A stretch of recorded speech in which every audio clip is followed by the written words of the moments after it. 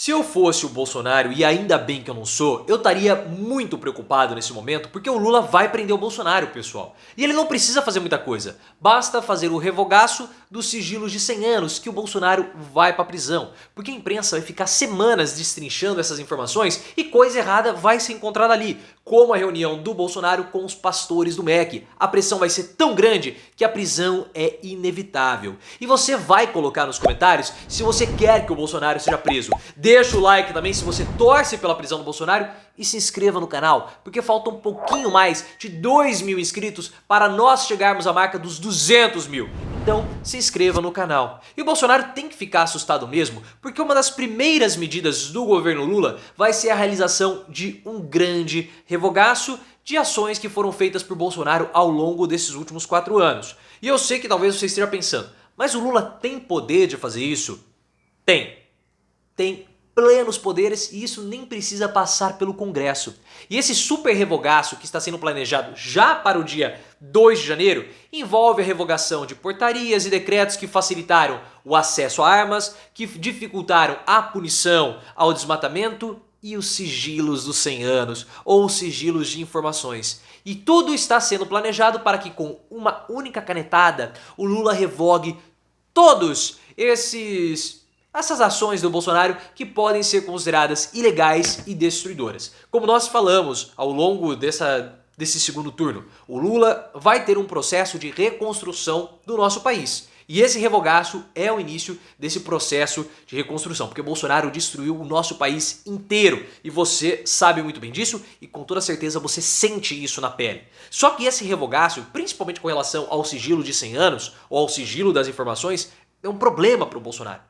Porque nós não sabemos que tipo de informações com cartão corporativo ou outras informações podem surgir.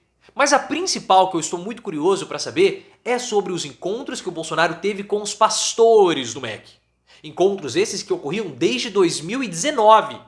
O que mais aconteceu ao longo desse período? Porque nós sabemos que o esquema chamado Bolsolão do MEC, que se você não lembra como era, se você quer saber mais detalhes, link aqui no card. Era um esquema aparentemente anterior ao esquema do Milton Ribeiro. O Milton Ribeiro, inclusive, foi preso nesse esquema do Bolsolão do MEC. Porque nós temos a gravação emitida pela Folha de São Paulo, que o Milton Ribeiro fala que ele precisava privilegiar um determinado pastor por conta de um pedido do Bolsonaro. E esse esquema já poderia existir antes mesmo da chegada do Milton Ribeiro ao ministério.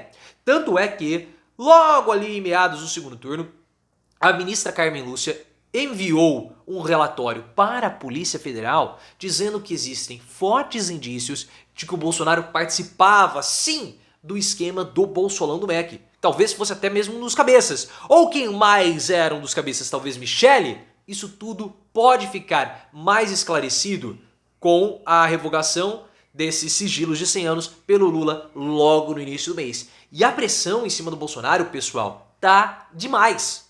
Porque nos últimos 2 dias, vamos colocar nos últimos 3 dias, nós tivemos 3 artigos cobrando punições, cada um à sua maneira, cobrando punições sobre o Bolsonaro, cada um à sua maneira nos últimos 3 dias. Então no dia 4 de outubro, nós tivemos um artigo do Demetrio Magnoli na Folha de São Paulo cobrando a punição para o Bolsonaro.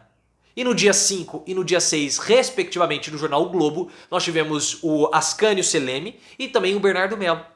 Todos eles, cada um à sua maneira, cobrando punição ao Bolsonaro, pedindo que não deve ocorrer anistia com o Bolsonaro e que todos os delitos que o Bolsonaro cometeu precisam ser punidos. Se nós tivermos algum indício de irregularidade que foi apontada por essa quebra dos sigilos do Bolsonaro, a partir de janeiro, a pressão da mídia em cima do Bolsonaro vai ficar ainda maior. E é por isso que eu estou falando para você que o Lula ele prendeu o Bolsonaro. Porque ele não precisa ter revanchismo nenhum. As instituições também não precisam ter revanchismo algum com o Bolsonaro.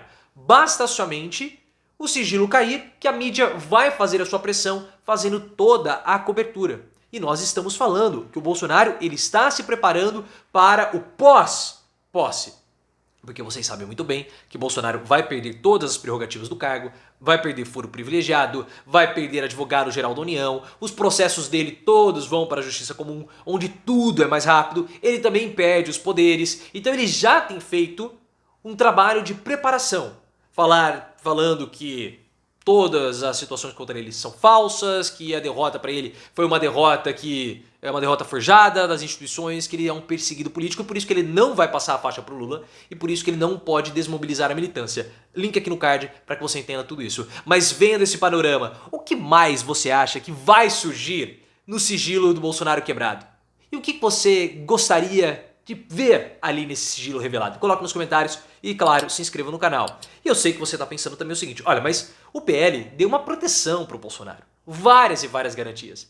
Mas não caiam muito nessa não, pessoal. Não caiam nessa porque já começou a surgir na mídia, tudo bem que foi no Bastidor, que é um site meio que do underground, meio secundário, que o Bolsonaro vai ser abandonado mais cedo ou mais tarde pelo Valdemar Costa Neto. Porque se você não sabe, o Costa Neto ele garantiu mansão para o Bolsonaro em Brasília, também garantiu um escritório para o Bolsonaro comandar a oposição em Brasília contra o governo Lula e vai pagar advogados do Bolsonaro para que ele possa lidar com todos esses processos que vão vir nas costas dele quando ele deixar de ser presidente da República. Eu acho que essa situação do Valdemar Costa Neto é uma situação estranha, porque ele não pode colocar o PL na oposição ao governo Lula. Porque se ele fizer isso, ele está jogando a bancada dele toda no lixo. 99 parlamentares jogados no lixo.